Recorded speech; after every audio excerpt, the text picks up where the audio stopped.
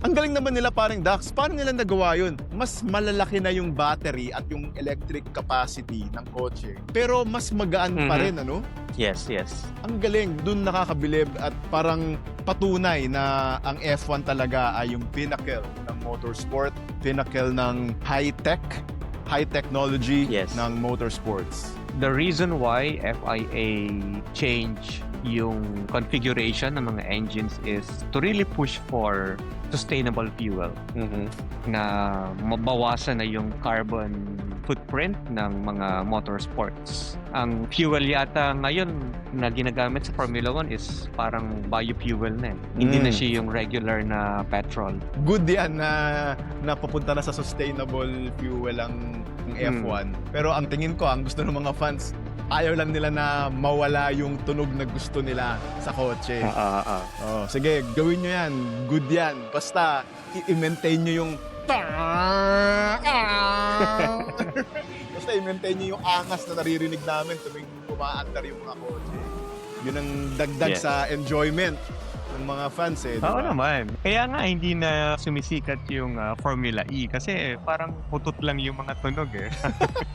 Masyadong tahimik, no? Dagdag sa ano eh, dagdag sa yung power eh. Mas mararamdaman mo yung power kung may tunog din eh, di ba? Kasi ang pinaka-goal naman talaga ng mga motorsports, ma-carry over yung mga bagong technology na to sa road cars na ginagamit natin. Diba? So kung maka-discover sila ng bagong technology na although mas malaki yung battery, mas magaan, pwede nila itong i-apply sa mga road cars. Especially ngayon, nauso na yung mga electric vehicles, di ba? Okay. May ano naman din pala yan. Meron din siyang benefit sa public. No?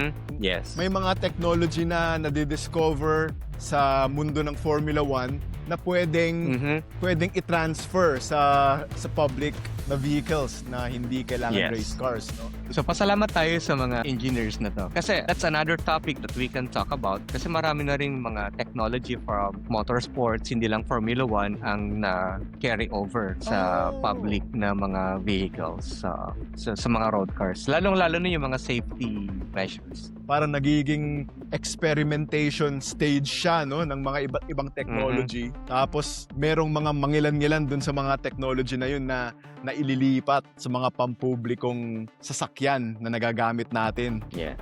Galing.